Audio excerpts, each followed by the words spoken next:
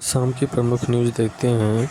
AU small finance ने United India insurance के साथ साझेदारी की।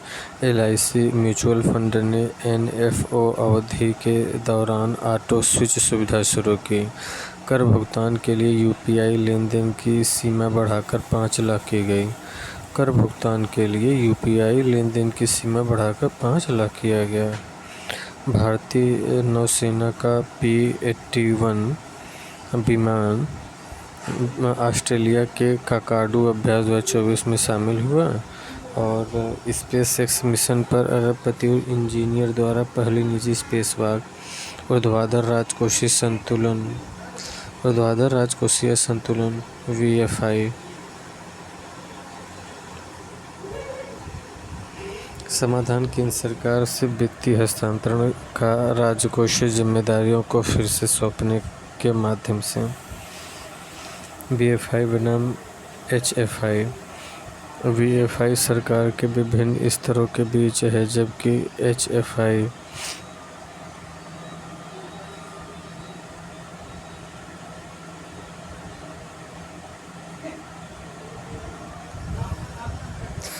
(1929) में आज ही के दिन प्रसिद्ध क्रांतिकारी जतिन नाथ दास का निधन हुआ था।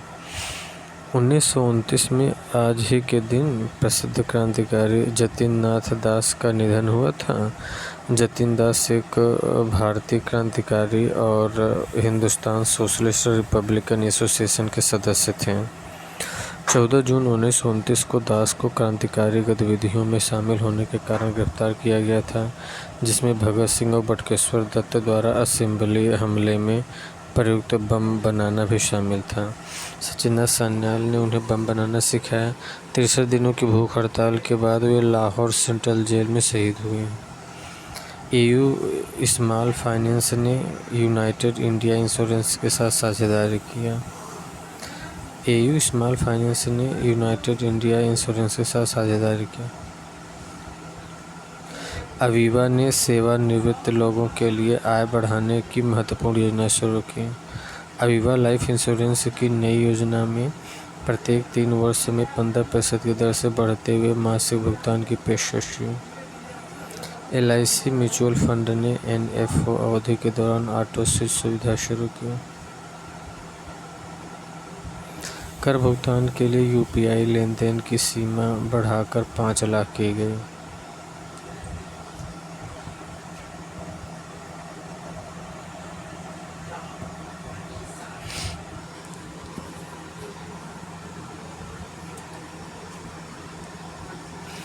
कर भुगतान के लिए यूपीआई लेन देन की सीमा बढ़ाकर 5 लाख की गई है।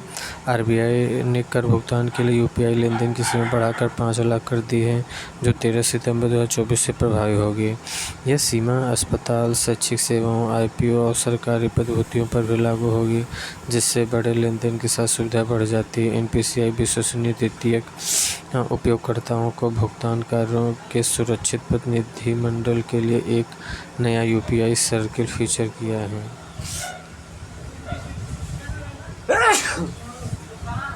भारतीय नौसेना P-80 विमान ऑस्ट्रेलिया के काकाडू अभ्यास 2024 में शामिल।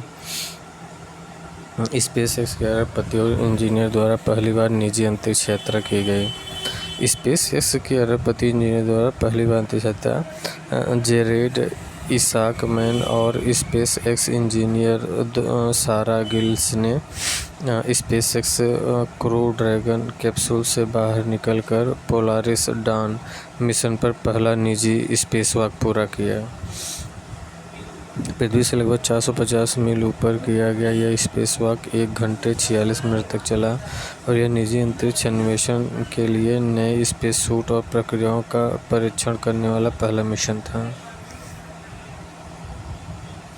एयरटेल स्पार्कल साझेदारी से एशिया यूरोप डेटा कनेक्टिविटी बढ़ेगी।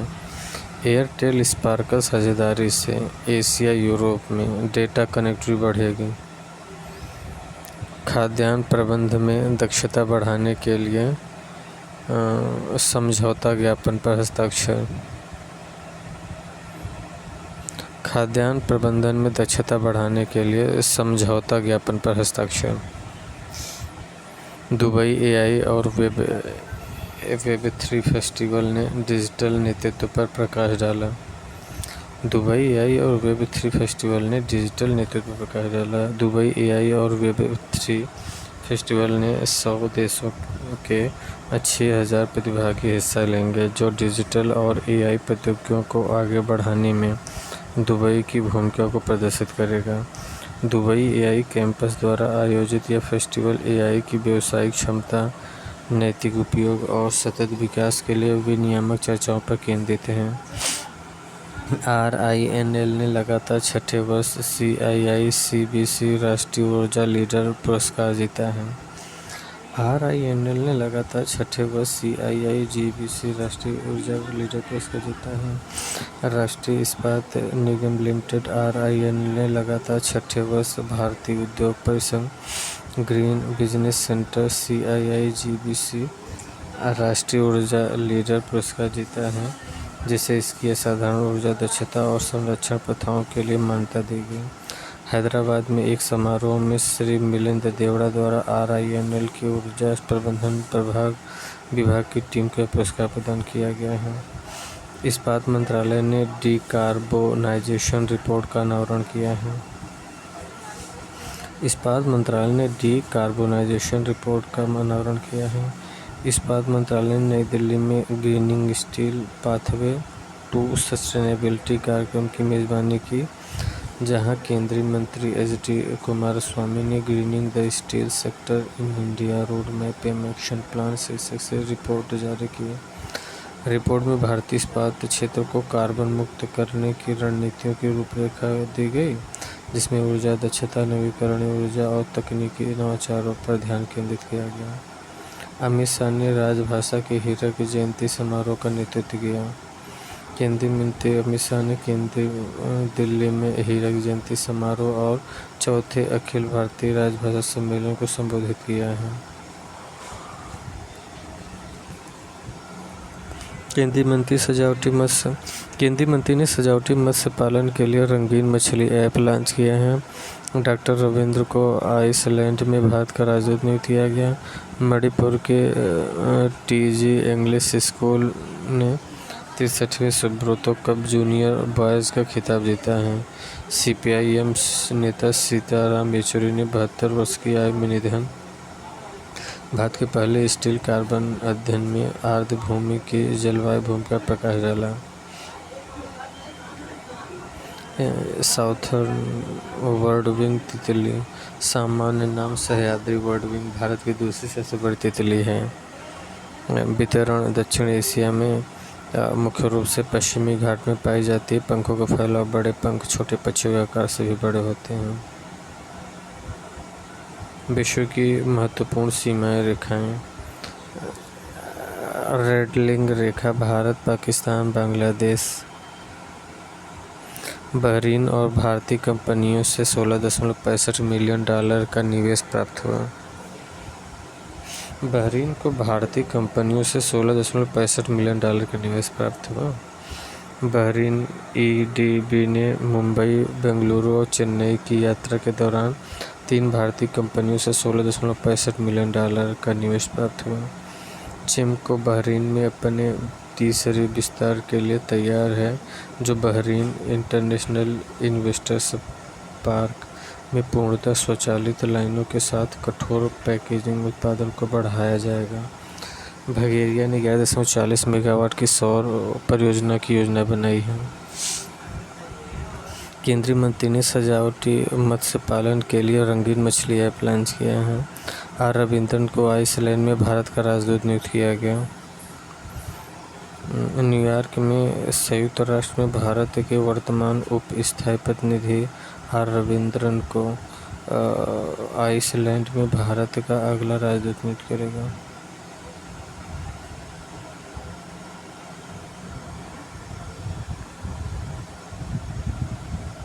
संयुक्त राष्ट्र ने अंतर्राष्ट्रीय दक्षिण सहयोग दिवस मनाया।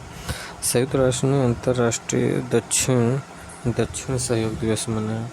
संयुक्त राष्ट्र हर वर्ष 12 सितंबर को अंतर्राष्ट्रीय दक्षिण दक्षिण सहयोग दिवस मनाता है। इस वर्ष की विषय वस्तु theme better tomorrow through south है, जो वैश्विक दक्षिण देशों के बीच एकजुटता के मूल्य पर प्रकाश डालता है। यह दिन सतत विकास के लिए 2030 एजेंडा सहित विकास लक्ष्यों को प्राप्त करने में सहयोग की भूमिका पुष्टि करता है। मणिपुर के टीजी इंग्लिश स्कूल ने 63वां सुब्रतो कप जूनियर बॉयज खिताब जीता है। मणिपुर के टीजी इंग्लिश स्कूल ने 63वां सुब्रतो कप जूनियर पुरस्कार जीता है। CPIM नेता सीताराम येचुरी का 72 वर्ष की आयु में निधन। भारत ने vertical launch short range Sam का सफल परीक्षण किया। भारत ने ओडिशा तट से कम दूरी की सतह से हवा में मार करने वाली मिसाइल VLSR सैम का सफलतापूर्वक परीक्षण किया। DRDO भारतीय नौसेना द्वारा किया गया परीक्षण शांतिपूर्वक एकीकृत रेंज है, नज़दीकी हवाई खतरों से डिज़ाइन की गई सभी मानदंड पूरा करता है। भारत के पहले टील कार्बन अध्ययन ने आर्द्रभूमि की जलवायु भूमिका पर प्रकाश डाला।